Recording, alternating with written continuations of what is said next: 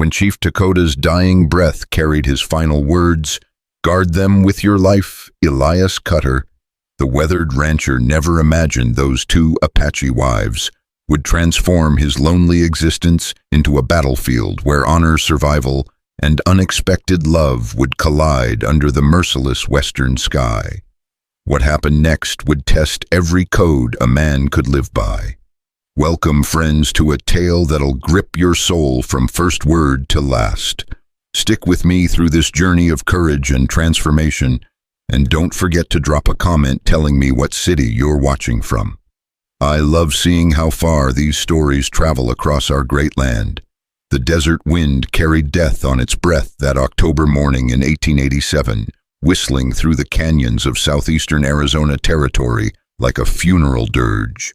Elias Cutter urged his bay gelding up the rocky trail toward the Apache camp, his weathered hands gripping the reins tighter than they had in years. The message had come at dawn. Chief Takoda was dying, and he'd asked for the white rancher who'd once saved his life. Elias squinted against the harsh sun reflecting off red sandstone cliffs. At 43, his face bore the deep lines of a man who'd seen too much. The war between the states, the bloody aftermath on the frontier, and 20 years of trying to carve a decent life from unforgiving land. His ranch, the Broken Arrow, sat in a valley 30 miles south, a modest spread of cattle and horses that provided just enough to keep a solitary man fed and sheltered. The Apache camp materialized before him like a mirage shimmering in the heat. Canvas and hide lodges dotted the protected alcove, smoke rising from cooking fires. But something felt different today, heavier, more solemn. Warriors stood silent as sentries, their faces grave masks. Women moved with quiet purpose, their usual chatter replaced by whispered prayers. Elias Cutter. The voice belonged to Chief Takoda's nephew and war chief. He approached with measured steps, his hand resting on the bone handle of his knife. "My uncle waits. He grows weak." Elias dismounted, his boots crunching on the dry earth. "How long does he have?" The spirits called to him. Naalnish replied, his English careful and precise. "Perhaps today, perhaps when the sun rises again. He speaks only of you, of the debt that binds his honor." The debt. Elias remembered it well. 3 years past, when Comanche raiders had caught Takoda alone on the far side of Skeleton Ridge. Elias had been tracking stolen cattle when he'd heard the gunshots. By the time he'd reached the scene, Takoda lay bleeding from 2 bullet wounds while 4 Comanche warriors stripped his weapons and horses. Without hesitation, Elias had opened fire with his Winchester, dropping 2 raiders and sending the others fleeing. He'd bandaged Takoda's wounds and carried him to safety, asking nothing in return. "A debt of blood," Takoda had said when he'd recovered. "Someday, Elias Cutter, I will repay this." Now, following Naalnish through the camp, Elias wondered what form that repayment would take. Apache debts weren't settled with coins or cattle. They ran deeper, touching the very core of a man's honor and responsibility.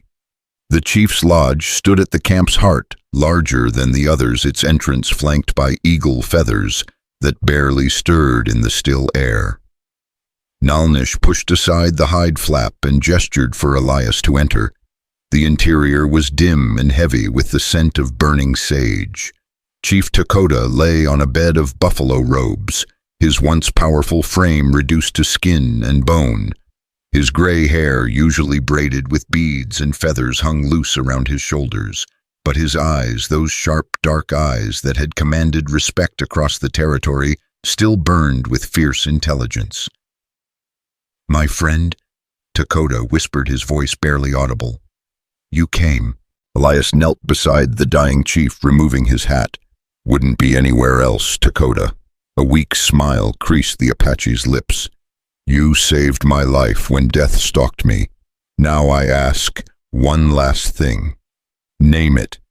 Takoda's gaze drifted toward the lodge's corner where 2 women sat in silent vigil. Even in the dim light, their beauty was striking. The first, perhaps 25, had the serene bearing of deep waters calm on the surface, but running profound beneath. Her name was Aona. Elias knew, though he'd only seen her from a distance during tribal gatherings. The second woman was younger, maybe 22, with eyes that sparked like lightning and posture that suggested a coiled spring ready to unleash. Maia, the chief's newer wife taken after a raid, had claimed her first husband. "My wives," Takoda said, his breathing labored. "When I cross to the spirit world, they will be alone. The tribe cannot protect them. Too much hatred from the white settlements. Too much fear." Elias felt a chill despite the lodge's warmth. "What are you asking, Takoda?" The chief's weathered hand gripped Elias's wrist with surprising strength. "Take them, guard them, give them sanctuary." The words hit Elias like a physical blow. "Takoda, you saved my body," the chief interrupted, his voice gaining intensity. "Now save their lives. The soldiers come soon. They will take the tribe to the reservation, but my wives, they are marked. Aona speaks English too well. The agent fears her influence, and Maia—" He paused, coughing. "Maia killed 3 Comanche warriors when they took her first husband. The territorial marshal has a price on her head." Elias's mind raced. Taking 2 Apache women to his ranch would be dangerous enough under normal circumstances, but if they were wanted by the law— "I'm not asking you to marry them." Takoda continued, reading Elias's expression. "I ask only protection until they can find their own path." From the corner, Aona spoke for the first time, her English clear and unaccented. "You don't know us, Elias Cutter. You owe us nothing." "The debt is mine," Takoda said firmly. "He saved my life. Now I give him the greatest treasure I possess. Not gold or horses, but—" He looked at his wives with infinite tenderness. "The 2 strongest women I have ever known." Maia's voice was softer than Iona's, tinged with an accent that made her words musical. "We do not wish to be burdens." Elias studied both women, seeing the pride in their bearing, the intelligence in their eyes.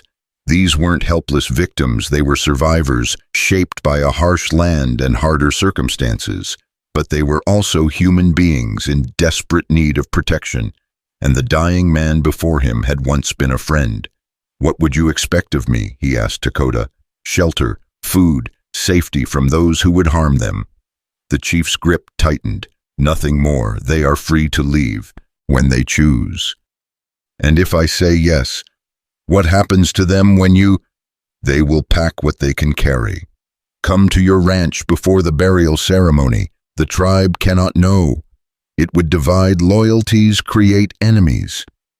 Elias closed his eyes, weighing the decision that would change everything. His ranch was isolated enough to avoid immediate scrutiny, but gossip traveled fast in the territory. Having 2 Apache women under his roof would draw attention from settlers, soldiers, and territorial officials, none of it good. But Takoda had asked for sanctuary, not marriage. These women needed protection, and Elias had the means to provide it, at least temporarily. More importantly, he owed a debt to the dying man before him. "All right," he said finally. "They'll be safe at the Broken Arrow." Relief flooded Takoda's features. "My friend, I knew your honor ran as deep as your courage." The chief turned to his wives. "Aona, Maia, this man's word is iron. He will not betray you." Aona inclined her head formally. "We are grateful, husband." Maia said nothing, but her dark eyes fixed on Elias with an intensity that made him uncomfortable. Not hostile exactly, but measuring, as if she were calculating his strengths and weaknesses. "There's something else," Takoda added, his voice growing weaker. "In 3 days, soldiers come for the tribe. Colonel Hayes leads them. He is not a friend to the Apache.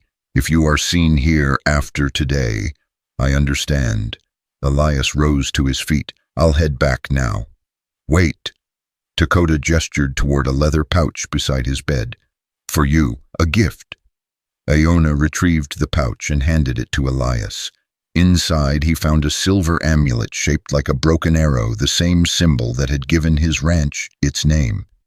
The metalwork was exquisite, clearly crafted by a master artisan. "How did you—" "I know many things about you, Elias Cutter. Your ranch's name is not accident. You chose it because you believe. I'm in second chances. Broken things can be made strong again." The symbolism wasn't lost on Elias. 3 lives were about to be broken by Takoda's death, but perhaps they could forge something new from the pieces. "I'll wear it with honor," Elias said, slipping the leather cord over his neck. Takoda's eyes were closing. 3 days, after the sun sets, they will come to you. "I'll be ready."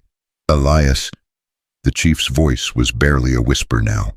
"Thank you, my friend." Elias squeezed the dying man's shoulder gently. "Thank you for trusting me." As he turned to leave, Aona spoke again. "Elias Cutter." He paused at the lodge entrance. "Yes, we will not disappoint your kindness. I'm counting on it." Outside, the Apache camp felt like a place suspended between worlds, caught between the old ways and an uncertain future. Naalnish waited beside Elias's horse, his expression unreadable. "You will take them," the war chief said. It wasn't a question. "I will." "Good. They are precious to us all, but they cannot stay here. Too many enemies, white and red alike."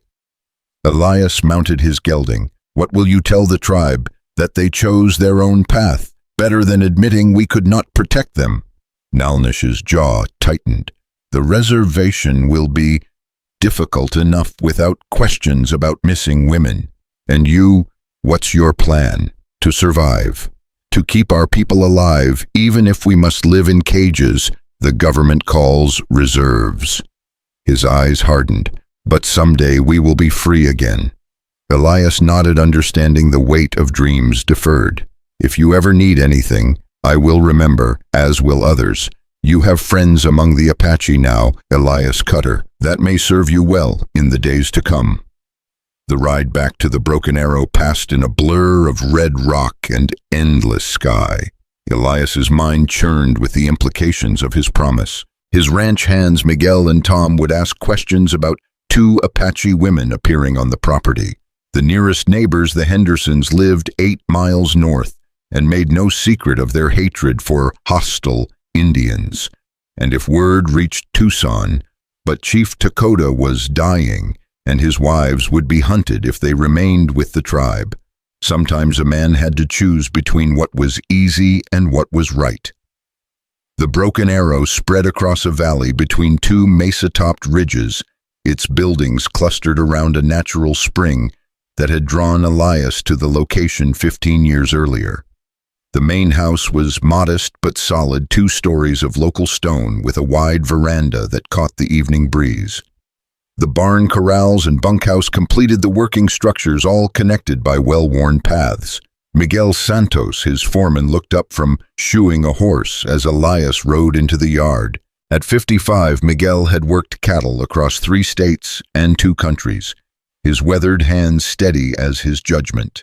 "How is the chief?" Miguel asked in accented English. "Dying, probably tonight or tomorrow. Sad thing, he was a good man for all the troubles between our peoples." Tom Harrison, barely 20 and full of frontier enthusiasm, emerged from the barn carrying a water bucket. "He say anything important?" Elias dismounted and handed his reins to Tom. "We'll discuss it at supper. Right now, I need to think." Inside the house, Elias poured himself 3 fingers of whiskey and settled into his father's old chair by the window. The amber liquid burned away some of the day's tension, but not the weight of his promise. He'd built the Broken Arrow as a sanctuary for himself, a place where a man could work hard, live simply, and avoid the complications that had nearly destroyed him during the war. Now he was about to bring 2 women into that sanctuary, women whose very presence would shatter his careful isolation. But as he fingered the silver amulet around his neck, Elias realized that maybe isolation wasn't what he needed anymore. Maybe it was time for the Broken Arrow to become something new. 3 days. In 3 days, his quiet life would end and something uncharted would begin. Outside, the sun was setting behind the western ridge, painting the sky in shades of gold and crimson. It was beautiful as always, but tonight it looked like fire. And fires, Elias knew, could either destroy or forge something stronger than what came before. The choice would be his to make. As darkness settled over the valley, a coyote howled in the distance, a lonesome sound that echoed across the mesa tops and down into the hidden places where secrets lived. Soon the Broken Arrow would have secrets of its own. Elias finished his whiskey and headed upstairs to prepare the guest rooms. There was work to be done and only 3 days to do it. Whatever came after, he would face it with the same stubborn determination that had carried him through war loss and 20 years of frontier living. The Broken Arrow was about to be reforged, and God willing, it would prove stronger than before. In the distance, thunder rumbled across the desert, promising a storm that would wash the land clean or tear it apart trying. Either way, change was coming to the valley, riding on the wind like a whispered prayer or a battle cry. Time would tell which it would be. The storm that had threatened never came, leaving the 3rd day after Takoda's death clear and mercilessly hot. Elias spent the morning checking fence lines on the south pasture, but his mind wasn't on cattle or broken wire. Every time he heard hoofbeats or the creak of wagon wheels on the distant road, his pulse quickened. They would come today, he felt it in his bones, the way old wounds ached before rain. Miguel noticed his distraction during the noon meal. "Patron, you eat nothing. Something troubles you." Tom nodded through a mouthful of beans and cornbread. "Been jumpy as a cat in a thunderstorm since you got back from the Apache camp."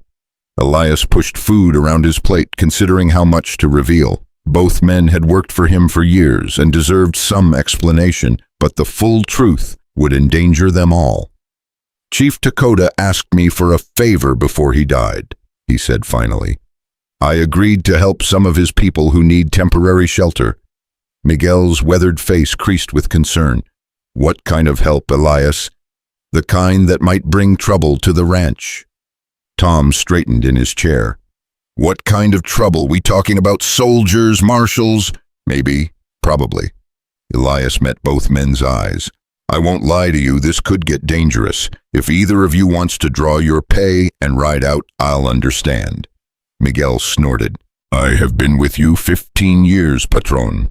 Through drought, flood, Comanche raids, and that bad winter when we lost half the herd. You think I run now because of trouble?" "Miguel's right," Tom added, though his voice carried less certainty. "We stick together here at the Broken Arrow." "Good, but I need you both to understand what happens here in the next few days stays here. No talking in town, no gossip with neighbors, nothing." "See, understood," Miguel said. "But perhaps you tell us what to expect." Before Elias could answer, the distant sound of hoofbeats drifted across the valley. All 3 men tensed, listening.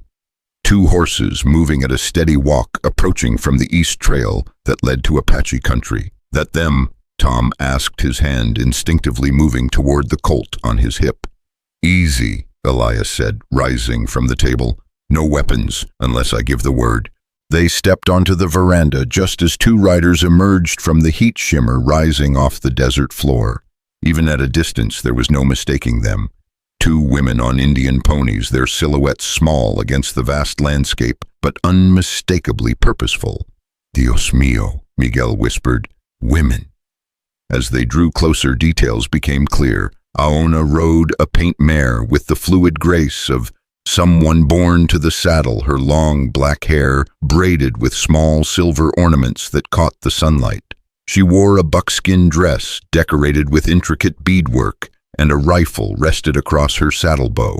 Maia followed on a smaller bay horse, her bearing more alert eyes constantly scanning their surroundings. Her dress was similar to Iona's, but darker, almost black, and she carried both a rifle and what looked like a cavalry saber, probably taken from some long-dead soldier. "Apache women," Tom breathed. "Boss, you sure about this? Too late for second thoughts now," Elias replied, walking down the steps to meet them. The women reined in their horses 20 feet from the house, maintaining the respectful distance of guests seeking hospitality. Aona spoke first, her English clear and formal.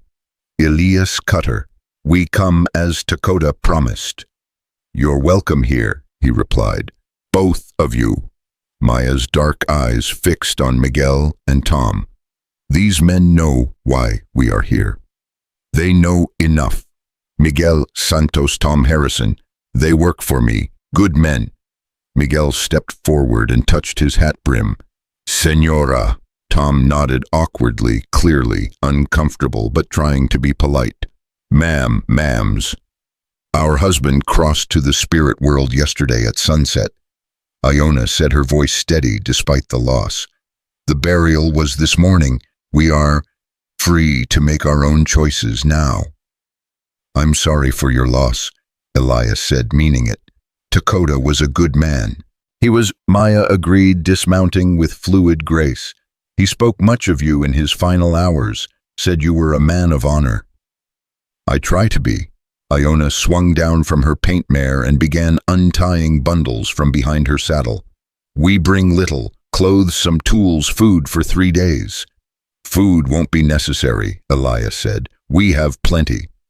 We do not come as, how do you say, charity cases." Maia said, her accent making the English words sound exotic. "We work for our keep." "That's not, it is," Aona interrupted gently. "We are not wives here. We are, what is the word, hired hands." Miguel chuckled despite the tension. "Vaqueras, perhaps. Cowgirls." The old vaquero's easy acceptance seemed to ease some of the awkwardness. Tom still looked uncertain, but he stepped forward to help with the horses. "I'll get these animals watered and fed," he offered. "Gracias," Maia said, surprising him with Spanish. "The paint mare is nervous around men. Best to move slowly." "Yes, ma'am." As Tom led the horses toward the barn, Elias gestured toward the house. "Come inside. We'll get you settled." The main room of the Broken Arrow reflected its owner functional furniture, built to last no unnecessary decoration except for a few books and a photograph of Elias in his Union Army uniform. Iona's eyes lingered on the picture. "You fought in the war between the states. 4 years. Cavalry mostly in Tennessee and Georgia." "Which side?" Maia asked. "Union. Fought to end slavery and preserve the country." The women exchanged a glance. Aona nodded approvingly. "Takoda said you were a man who fought for justice. I fought for what I believed was right. Not always the same thing as justice." Miguel appeared in the doorway. "Patron, where should the señora sleep?" Elias had prepared the 2 spare rooms upstairs, both small but clean. "Second floor, 2 rooms at the end of the hall." "We can share 1 room," Aona said. "No need for, you'll each have your own space," Elias insisted. "This is your home now for as long as you need it." The word home seemed to affect both women. Maia's perpetual wariness softened slightly, while Iona's formal composure wavered for just a moment. "Thank you," Aona said quietly. "We have not had a home for some time." "The tribe moves often," Maia explained. "Always running from soldiers, settlers, other tribes. Never safe long enough to feel settled." Tom returned from the barn, wiping sweat from his forehead. "Horses are fed and watered. That paint mare of yours tried to bite me twice." "She does not trust easily," Maia said. "Like her owner." "Fair enough. Can't blame a critter for being careful." Over the next few hours, the women settled into the rhythm of the ranch with surprising ease. Aona helped Miguel prepare supper, her knife work with vegetables so precise it drew admiring comments from the experienced cook. Maia inspected the barn and corrals with the eye of someone who understood horses and cattle. "Your stock is good," she told Elias as they walked the fence line behind the house. "Well-fed, healthy. But you could use more horses for working cattle." "Times have been lean. I make do with what I have." "Apache breeds strong horses. fast, sure-footed in rough country. She paused, studying his face. If you need more animals, I know where to find them. Legal animals, of course. Her eyes sparkled with what might have been humor. I am an honest woman now, Elias Cutter. And before I was a warrior's wife, we took what we needed to survive. As the sun began to set, painting the western ridges in shades of gold and crimson, the 5 inhabitants of the Broken Arrow gathered around the kitchen table for their first meal together. The conversation was stilted at first, but Miguel's natural warmth and Tom's earnest attempts at politeness gradually eased the tension. "This beef is excellent," Aona complimented. "You raise good cattle." "Miguel does most of the cooking," Elias admitted. "I'm better with horses than stew pots." "All men think they cannot cook," Maia said, "but survival teaches many skills." "You've done your share of surviving," Tom observed. "More than our share," Aona agreed. "But we are here now, safe thanks to your patron's kindness." "It's not kindness," Elias said. "It's what any decent man would do." "You would be surprised," Maia said quietly, "how few decent men we have encountered." The weight of unspoken experiences hung in the air. Both women had stories, dark ones, judging by the shadows that sometimes crossed their faces. But those stories would come in their own time, if at all.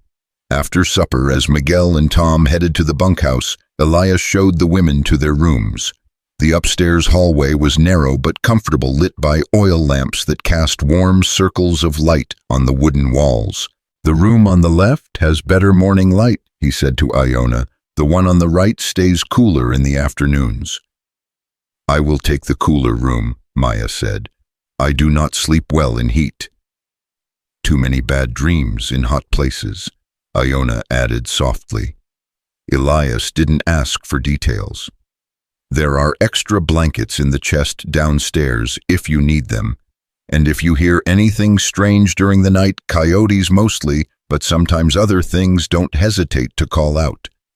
"What kind of other things?" Maia asked, her hand moving instinctively toward the knife at her belt. "Cattle rustlers mostly.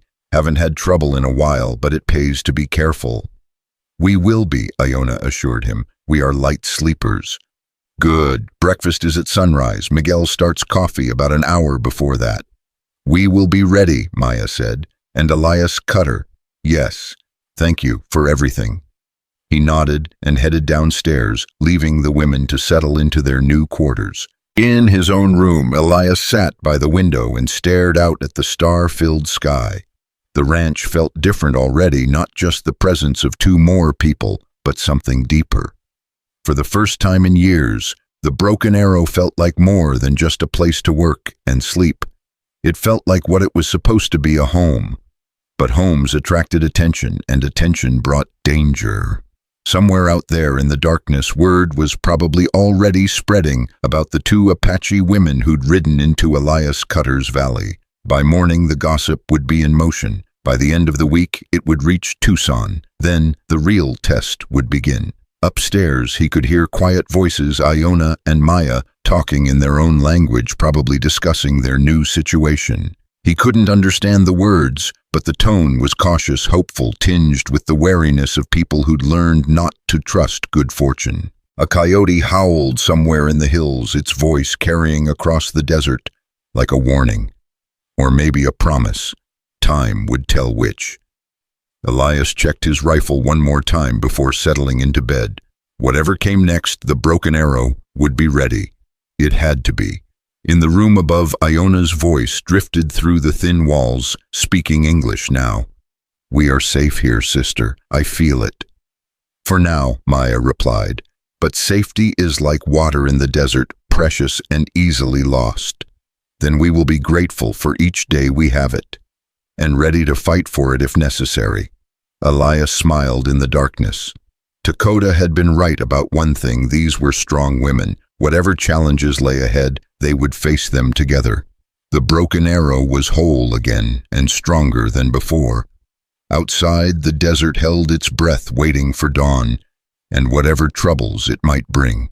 But inside the ranch house, 4 people who'd been strangers just hours before were learning to become something new, a family forged, not by blood or law, but by choice and necessity. It was a fragile beginning, but all the best things started fragile before they grew strong. The stars wheeled overhead in their ancient patterns, indifferent to human hopes and fears. But in the valley of the broken arrow, hope was taking root like desert flowers after rain, beautiful, unexpected, and surprisingly resilient. Dawn would bring new challenges, but tonight there was peace. And sometimes peace was enough. The peace lasted exactly 1 week. Dawn on the 8th day brought Miguel running to the main house, his boots pounding across the wooden veranda like drumbeats announcing war. Elias was already awake, sitting at the kitchen table with his first cup of coffee when the door burst open. "Patron!" Miguel gasped, his chest heaving. "Riders, coming from the North Road." Elias set down his cup with deliberate calm, though his pulse quickened.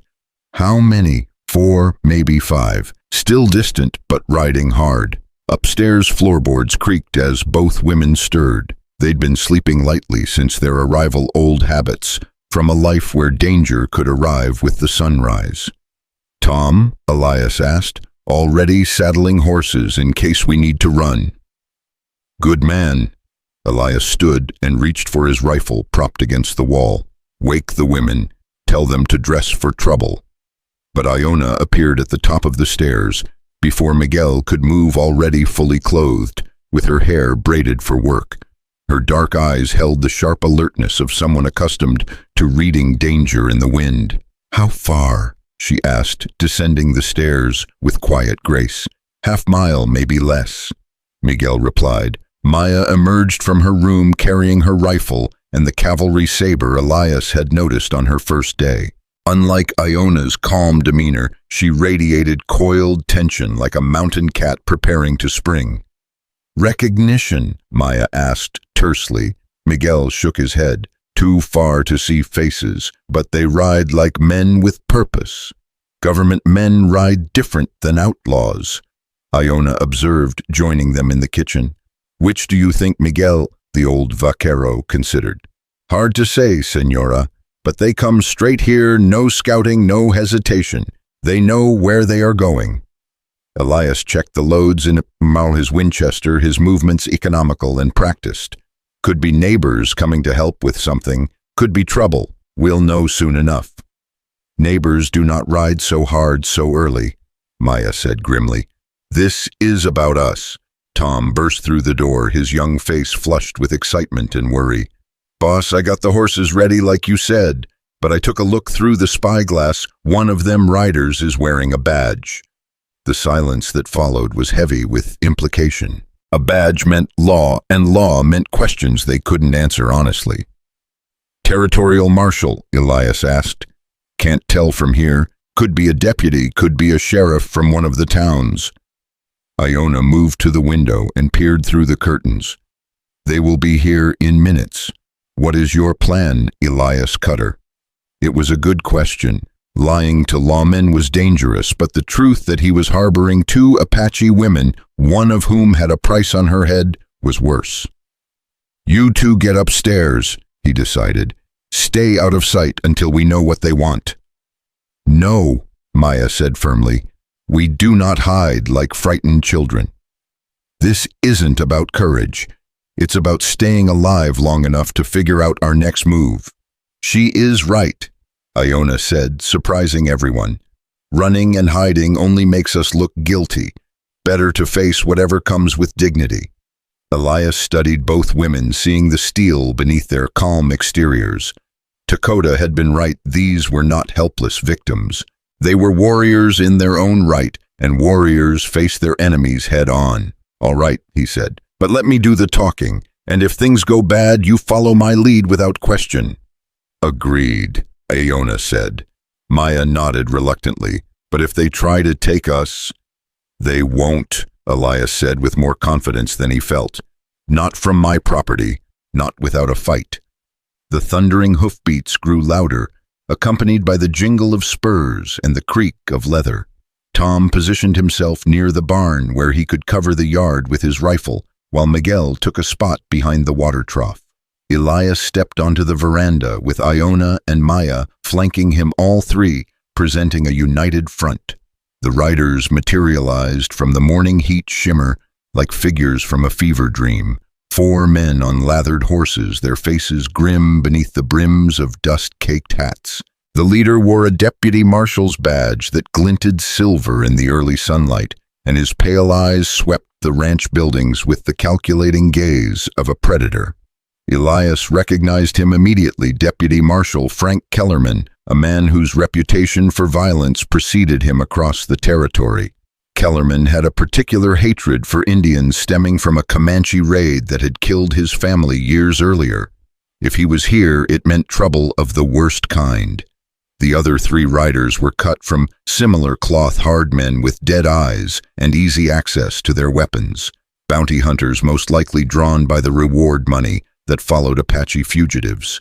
Kellerman reined in his horse 20 feet from the veranda, his gaze immediately fixing on the 2 women beside Elias. A slow, predatory smile spread across his weathered features. "Well, well," he drawled, his voice carrying the flat accent of Kansas plains. "Elias Cutter, isn't it? Heard you had some interesting house guests these days." "Deputy Marshal," Elias replied evenly. "What brings you to the Broken Arrow?" "Official business." Kellerman's eyes never left Aona and Maia. "We're looking for 2 Apache women who disappeared from the reservation last week. Fugitives from justice, you might say." "I wouldn't know anything about that. Wouldn't you?" Kellerman shifted in his saddle, his hand resting casually on his pistol grip. "Funny thing, got a report from a traveling merchant that he saw 2 Indian women riding this direction about a week ago. Described them in considerable detail." Elias felt Maia tense beside him, but her voice remained steady when she spoke. "Many Apache women look alike to White Eyes. Perhaps your merchant was mistaken." Kellerman's smile widened, showing yellowed teeth. "Well now, the squaw speaks English. How convenient." He leaned forward in his saddle. "What's your name, girl?" "I am called Aona," she replied calmly. "This is my sister Maia. We work for Mr. Cutter." "Work for him, do you? What kind of work?" "The kind that's none of your business," Elias interjected, his voice carrying a warning edge. One of the bounty hunters, a thin man with a pockmarked face, spat tobacco juice into the dust.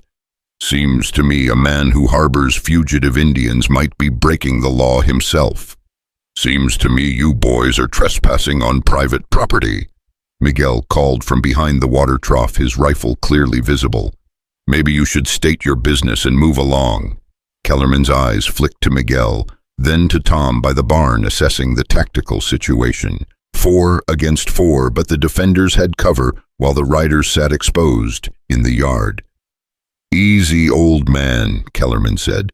"We're not here for trouble, just want to ask these ladies a few questions." "Ask away," Aona said. "We have nothing to hide."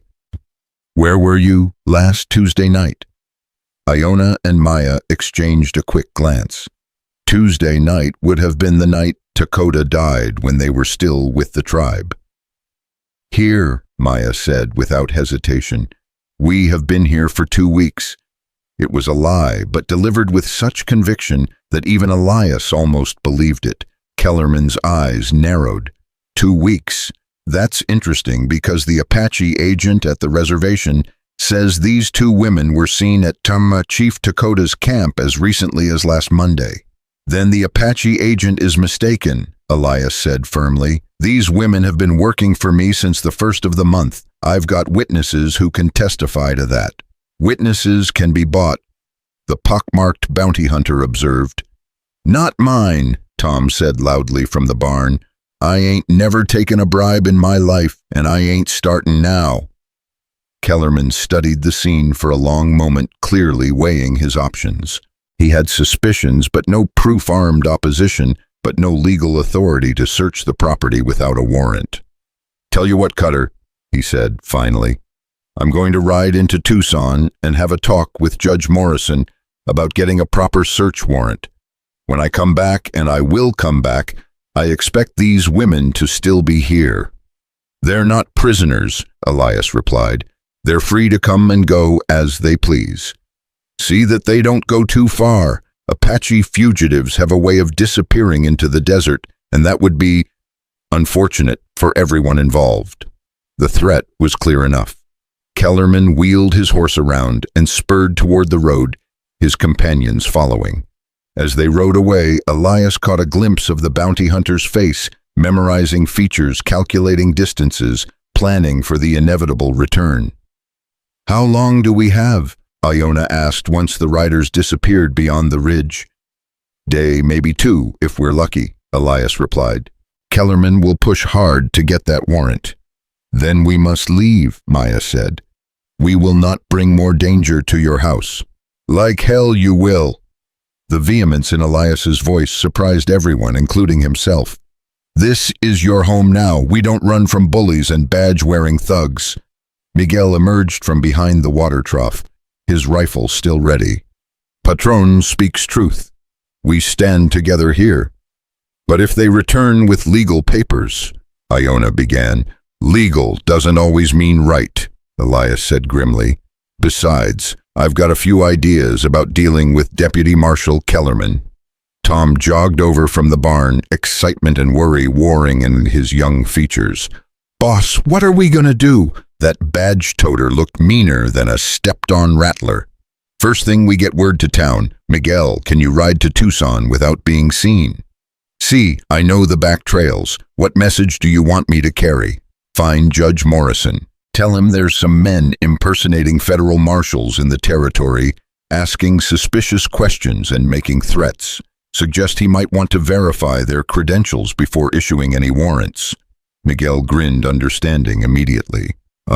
You think perhaps this Kellerman's papers are not so official. I think Kellerman's the kind of man who'd pin a badge on his shirt if it served his purposes. Bounty hunters don't usually ride with federal authority."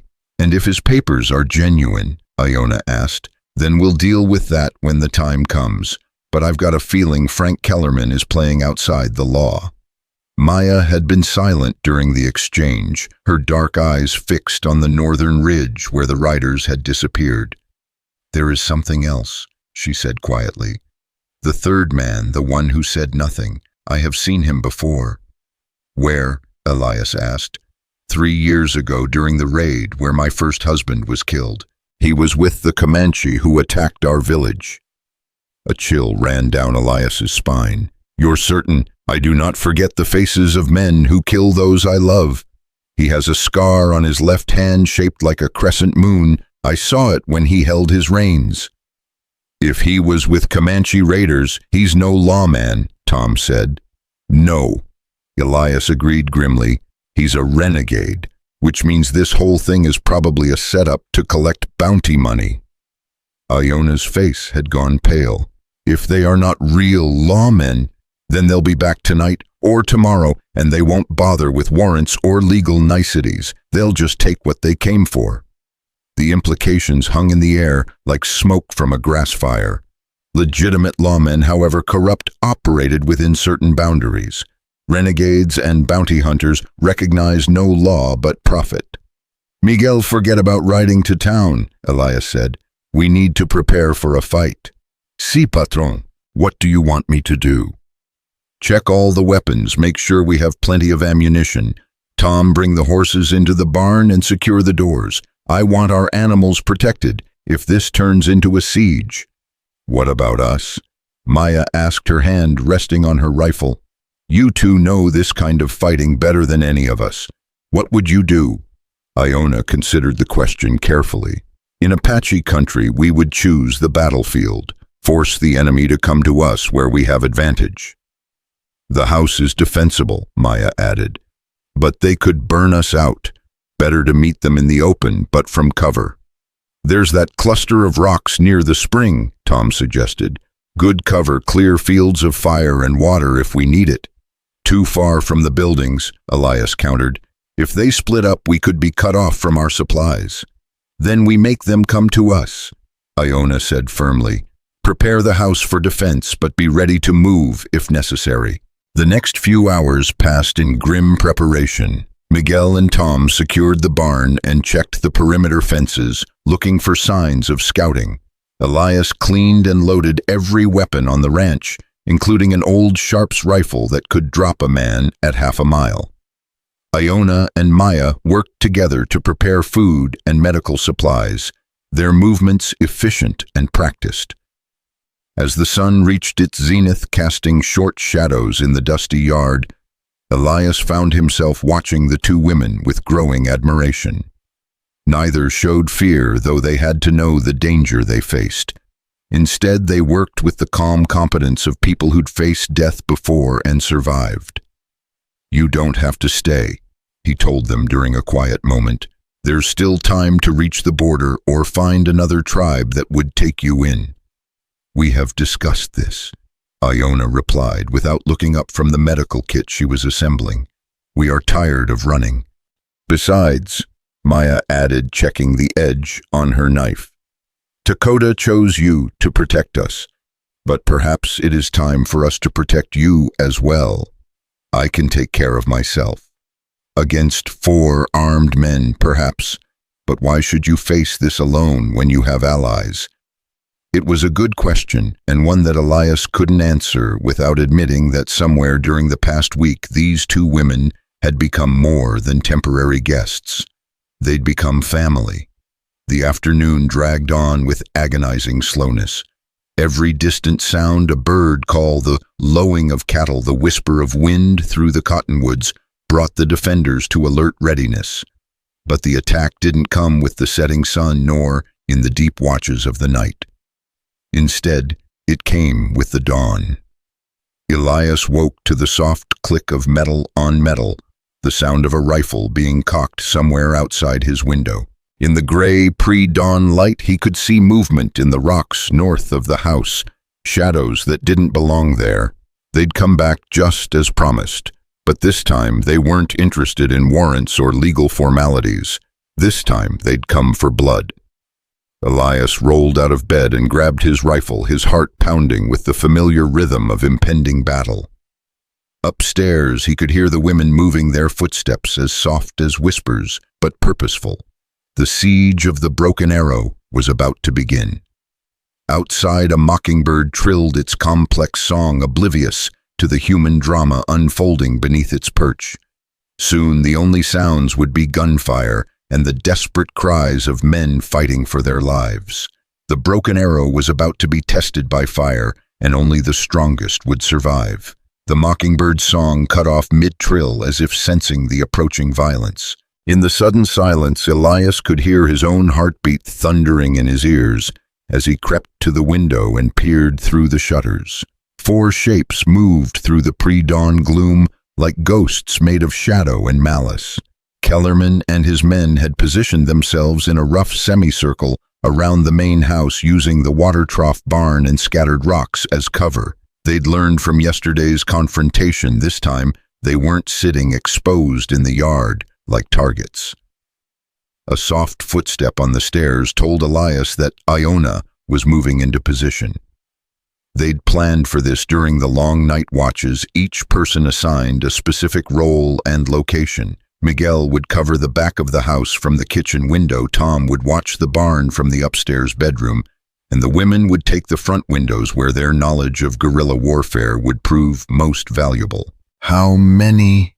Aona whispered as she settled beside the main window, her rifle already loaded and ready. 4, like yesterday, but they're spread out this time, trying to surround us." Maia appeared at the opposite window, her movements as fluid and silent as water. "The one behind the water trough, that is Kellerman. I can see his badge even in this light." "Can you see the Comanche?" Elias asked. "There by the big rock near the corral. He keeps touching his left hand, the one with the scar." Outside, a voice called through the gray morning air.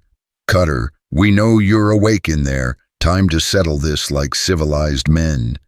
Elias moved to the door, but didn't open it. "What do you want, Kellerman?" "Same thing I wanted yesterday. Those 2 squaws you're harboring, send them out and nobody gets hurt." "They're not going anywhere. This is their home now." A harsh laugh echoed across the yard. Home for Apache murderers, you've gone soft in the head, Cutter. The only murderers I see are the 4 men hiding in my yard like cowards. The insult had its intended effect. From behind the water trough came the sound of Kellerman's voice, tight with anger. You've got exactly 1 minute to send them out, or we're coming in to get them. 1 minute it is, Elias called back, then in a lower voice to his companions. Get ready. When the shooting starts, aim for center mass and keep firing until they're down. I have never killed a white man. Aona whispered, her voice steady despite the admission. Today might be your first, Maia replied grimly. They will show us no mercy. The seconds ticked by with agonizing slowness. 60 heartbeats that felt like 60 hours. Elias watched the eastern horizon, hoping against hope that help might appear, a passing cavalry patrol, neighboring ranchers, anyone who might tip the odds in their favor. But the desert remained empty except for the 4 men who'd come to collect their bloody bounty. Time's up, Cutter. Kellerman's shout shattered the morning stillness. You made your choice. Now live with the consequences. The first shot came from the Comanche renegade behind the rocks, his rifle spitting flame and smoke in the gray dawn light. The bullet splintered the doorframe inches from where Elias crouched, sending splinters of wood flying like angry hornets. Down, he yelled, though his companions were already dropping below the windowsills. The battle erupted in a crescendo of gunfire that shattered the peaceful morning like a thunderclap. Muzzle flashes bloomed like deadly flowers in the semi-darkness as both sides opened fire in earnest. Aona's rifle barked from the front window, her shot carefully aimed at the shadow behind the water trough. Kellerman cursed and rolled sideways, his return fire chewing chunks from the window frame above her head. Got his attention, she said calmly, already reloading. From upstairs came the deeper boom of Tom's buffalo gun, followed by a scream of pain from somewhere near the barn. Winged one of them, the young cowboy shouted down. The Comanche renegade rose from behind his rock cover, firing rapidly with a repeating rifle. His bullets punched through the wooden walls of the house, filling the air with splinters and dust. Maia tracked his movement with her rifle, waiting for the perfect moment. When it came, she didn't hesitate. Her shot took the renegade high in the shoulder, spinning him around and dropping him behind his cover. But he wasn't out of the fight yet. Within seconds he was firing again, though his aim had grown erratic. Miguel, Elias called toward the kitchen. You see anything back there? Si, patron, 1 man trying to circle around to the back door. I keep him honest with my rifle. The 4th bounty hunter, the pockmarked man who'd spit tobacco juice the day before, was using the barn as cover while he worked his way closer to the house. Every few seconds he'd pop up and fire a quick shot before ducking back down. He's trying to get close enough to rush us, Aona observed, tracking his movement through a gap in the shutters. Let him come, Maia said, her voice carrying the cold certainty of a born warrior. The closer he gets, the easier the shot. But the bounty hunter was craftier than he looked. Instead of making a direct assault, he began working his way around to the side of the house where the kitchen window offered limited visibility. If he could reach that blind spot, he'd be able to approach the building undetected. Elias saw the danger immediately. He's going for the kitchen. Miguel won't be able to see him once he reaches the side wall. I'll stop him, Aona said, rising from her position. Too dangerous. He's got cover all the way to the wall. Then I make my own path. Without waiting for permission, Aona slipped away from the window and headed for the back door. Aona, no. Elias started after her, but Maia's hand on his arm stopped him. She knows what she is doing, the younger woman said. Aona was trained by warriors who fought the Mexican army for 20 years. Trust her. Through the kitchen window, they could hear Miguel's rifle barking regularly, keeping the 4th attacker pinned down at the back of the property. But the pockmarked bounty hunter continued his steady advance along the side wall, invisible to the defenders inside. Aona slipped out the back door like a ghost, moving with the fluid grace that came from years of living in hostile territory. She used every scrap of cover, the woodpile, the chicken coop, the corner of the barn, to mask her approach. The bounty hunter never saw her coming. Focused on reaching the house wall, he'd forgotten the first rule of frontier warfare: always watch your back. When Iona's rifle cracked from behind the chicken coop, he dropped like a stone, his weapon falling from nerveless fingers. "One down," she called softly, already moving back toward the house. But her shot had revealed her position to Kellerman, who immediately shifted his fire to pin her down behind the flimsy wooden coop. Splinters flew as his bullets chewed through the thin walls, forcing Aona to press herself flat against the ground. "He's got her trapped," Elias muttered, seeing the tactical situation develop. Kellerman was methodically destroying her cover, while the wounded Comanche provided supporting fire from the rocks. "Not for long," Maia said, her voice carrying deadly promise. She moved to the side window and carefully lined up her shot on Kellerman's position behind the water trough. The deputy marshal was so focused on keeping Aona pinned down that he'd exposed too much of himself. When Maia's rifle spoke, her bullet caught him in the upper arm, spinning him around and causing him to drop his weapon. "Now, Aona," Maia shouted. The Apache woman needed no encouragement.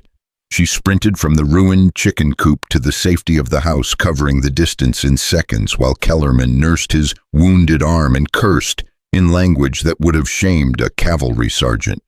"2 wounded, 1 dead," Elias tallied as Aona slipped back through the door. "But they're not finished yet." As if to prove his point, the Comanche renegade rose from behind his rock shelter and began advancing on the house, firing as he came. Blood stained his shirt where Maia's bullet had found its mark, but pain only seemed to fuel his fury.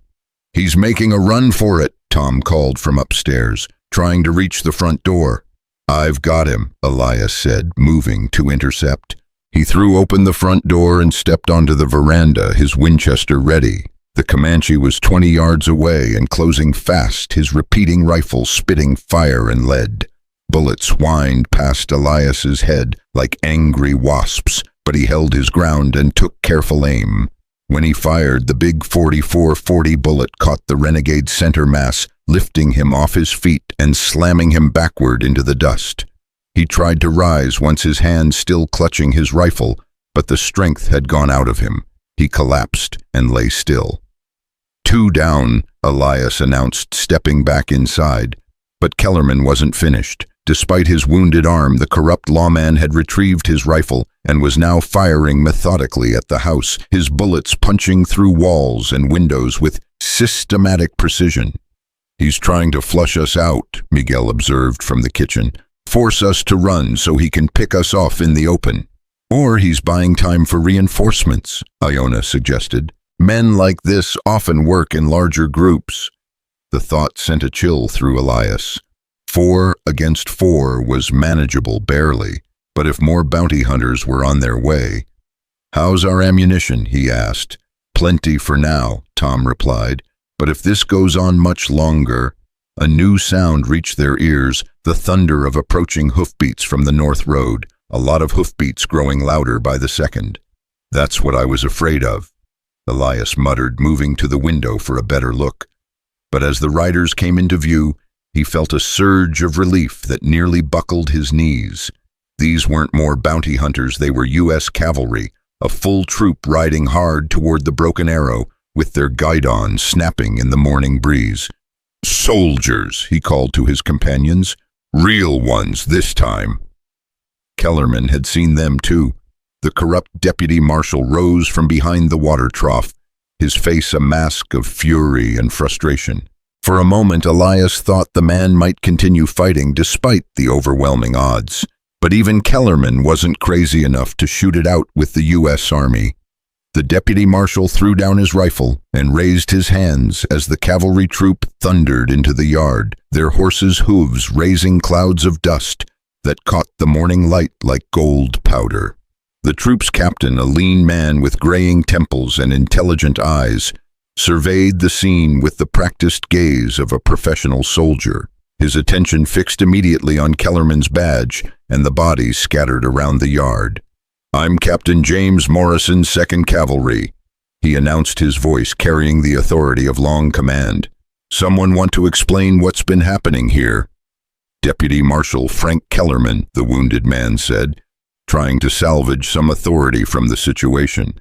"I was attempting to arrest 2 Apache fugitives when this rancher interfered with federal law enforcement." Captain Morrison's eyes narrowed as he studied Kellerman's face. "Kellerman, you said funny thing. I just came from Fort Huachuca, where we got word that someone's been impersonating federal marshals in this area. Don't suppose you'd have any proper identification?" The color drained from Kellerman's face. My papers are back in town." "I'm sure they are." The captain turned to Elias. "Your Cutter, we received a message that you might be having trouble with fake lawmen." "Message?" Elias was confused for a moment. Then understanding dawned. "Miguel, did you—" The old vaquero grinned from the kitchen doorway. "I may have mentioned our troubles to a friend when I rode to check the cattle yesterday. Word travels fast in this territory." Captain Morrison dismounted and approached the house, his manner respectful but alert. "Mr. Cutter, I'd like to hear your version of events. But first, are there any more wounded who need medical attention?" "2 of his men are down," Elias replied, gesturing toward the bodies. "Kellerman's got a bullet in his arm, and there's a 4th man around back somewhere." The captain detailed soldiers to check on the wounded and secure the area. As his men went about their work with military efficiency, Morrison studied Aona and Maia, who had emerged from the house to stand beside Elias. "These would be the Apache fugitives Kellerman mentioned. These are my employees," Elias said firmly. "Aona and Maia. They work for me and they've done nothing wrong."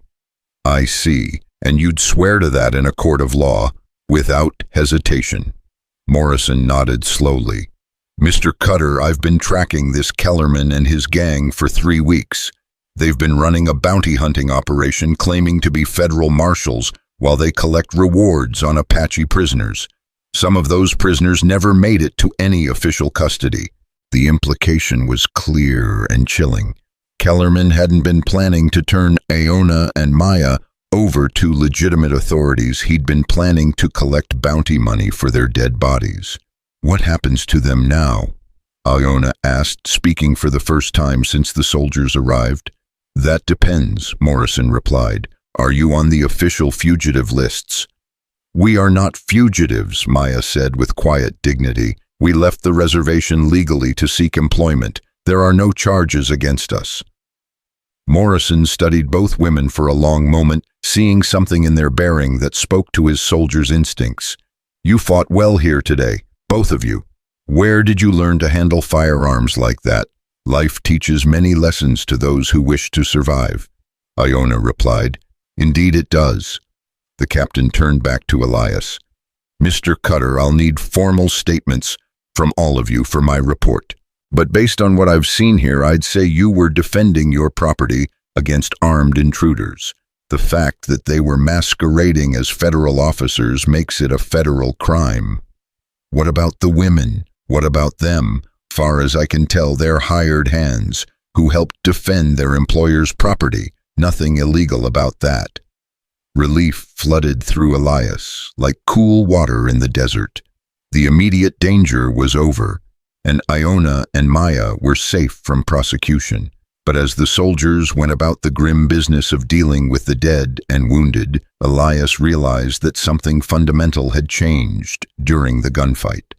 The 3 defenders himself, Aona and Maia, had fought together like a unit, each trusting the others with their lives. The bond forged in battle was stronger than any legal document or social convention. "It's over," he told them quietly, as they watched Kellerman being loaded into a cavalry ambulance. His dreams of bounty money shattered along with his false authority. "This part is over," Aona corrected, "but there will be others. Word of what happened here will spread. Some will see it as justice, others as an affront to the natural order." "Let them come," Maia said, her voice carrying the same steel that had seen her through the morning's violence. "We have proven that we can defend what is ours." "Ours?" Elias repeated, testing the word. Somewhere in the chaos of gunfire and blood, the Broken Arrow had truly become their shared home. Not his ranch where they worked, but their place in the world. Captain Morrison approached with his final report, his manner professional but sympathetic. Mr. Cutter, my official finding is that you and your employees acted in justified defense of life and property against armed criminals impersonating federal officers. There will be no charges filed against any of you. Thank you, Captain. Don't thank me yet. Word of this will reach certain circles in the territorial capital. There are men there who won't appreciate the precedent you've set. What kind of precedent? The kind where Apache women are treated as equal citizens rather than government property. It challenges some deeply held beliefs about the natural order of things. Elias understood. By defending Aona and Maia, by treating them as family rather than wards or servants, he'd made a political statement, whether he'd intended to or not. I can live with challenging beliefs, he said. Can't always live with accepting injustice. Morrison smiled for the first time since his arrival. Spoken like a true soldier. You served in the war, 4 years with the cavalry. It shows. You've got the instincts. The captain mounted his horse and gathered his reins. Mr. Cutter, if you ever need assistance again, don't hesitate to send word to Fort Huachuca. We'll respond as quickly as we can. I appreciate that, Captain. As the cavalry troop rode away, their dust cloud drifting across the morning sky, like smoke from a dying fire, the inhabitants of the Broken Arrow stood together in their yard and surveyed the aftermath of battle. The bodies had been removed, the wounded taken for medical care, and the false lawman hauled away to face federal justice. But the bullet holes in the house walls and the blood stains in the dust would serve as permanent reminders of the day they'd chosen to fight rather than surrender. We need to repair those bullet holes, Tom observed, ever practical despite the morning's drama. Later, Elias said, right now I think we could all use some breakfast. As they walked toward the house together, the rancher, the old vaquero, the young cowboy, and the 2 Apache women who'd found a home worth fighting for the sun climbed higher in the eastern sky, burning away the last shadows of night and the darkness that had threatened to engulf them all. The Broken Arrow had been tested by fire and proven strong. Whatever challenges lay ahead, they would face them together as a family, forged not by blood, but by choice, loyalty, and the shared willingness to defend what they'd built. In the distance, a hawk circled high above the desert, riding the thermal currents with effortless grace. Like the ranch below it was a creature that had learned to thrive in harsh country, finding strength in adaptation and the will to soar above the dangers that lurked on the ground. The Broken Arrow was whole again, tempered by combat and ready for whatever the future might bring. The hawk's cry echoed across the valley as the 5 survivors of the morning's violence gathered around the kitchen table, their breakfast plates steaming in the golden light that streamed through bullet-scarred windows. The meal should have been a celebration. They'd survived. Their enemies were defeated and justice had prevailed. But the silence that settled over them carried the weight of unfinished business and unspoken truths. Miguel broke the quiet first, his weathered hands steady as he poured coffee for everyone. The captain was right, you know. Word of this will spread faster than wildfire in dry grass. Let it spread, Tom said, though his voice lacked its usual confidence. We did what was right. Right and smart aren't always the same thing, Aona observed, cutting her eggs with precise movements. There will be consequences for what happened here. Elias studied the 2 women across from him, seeing something in their faces that hadn't been there before the gunfight. The wariness was still present, but it was tempered now by something else, a sense of belonging that ran deeper than mere employment or temporary shelter. What kind of consequences, he asked. The territorial government will not appreciate the precedent, Maia replied. Apache women killing white men, even criminal white men, challenges their idea of proper order. You were defending your home. Were we? Aona's question carried layers of meaning. Or were we defending your property while living as guests? The distinction mattered more than Elias had realized. Legally, the women were his employees with no official claim to the ranch or the life they'd built there.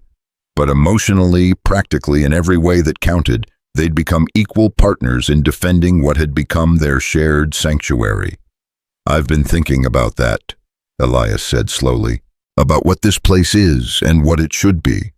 "Patron," Miguel prompted when the silence stretched too long.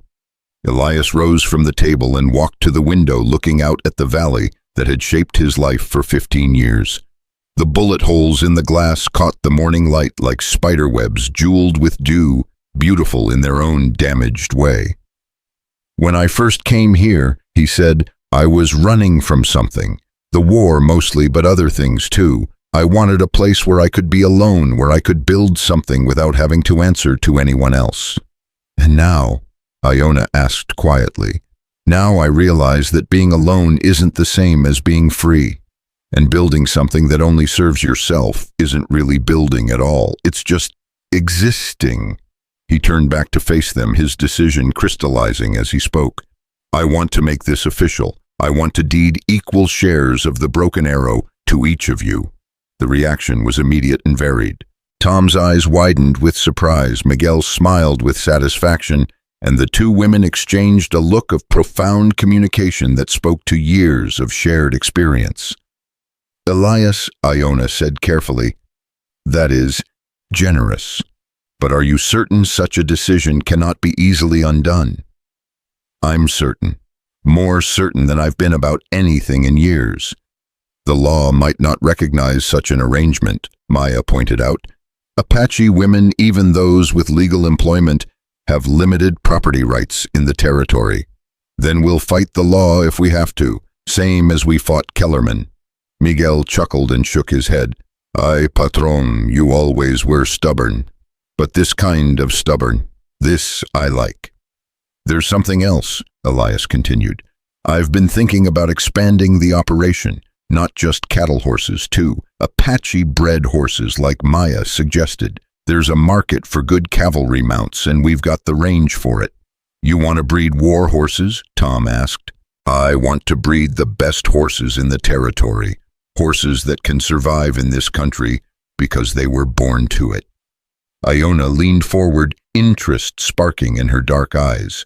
"You would need breeding stock, good mares, a proven stallion." "I know where to find them," Maia said. "My people, my former people. They have horses that have been bred for generations to run fast and far in desert country. Could you arrange a purchase, perhaps, if approached correctly with proper respect and fair payment?" She paused, considering. "But there would be risks. Not all tribes trust white ranchers, even ones who employ Apache women. We'll deal with those risks when we come to them. Right now, I'm more concerned about immediate problems." As if summoned by his words, the sound of approaching riders drifted across the valley. All 5 people at the table tensed hands, moving instinctively toward weapons that had become constant companions. But these riders approached slowly, openly, with none of the predatory stealth that had marked Kellerman's final assault. Miguel moved to the window and peered through the damaged glass. 3 riders, he reported. Civilians from the look of them, well-dressed, riding good horses. "Probably territorial officials," Aona said grimly. "The captain warned us they would come." Elias checked his rifle and moved to the door. "Well, let's see what they want."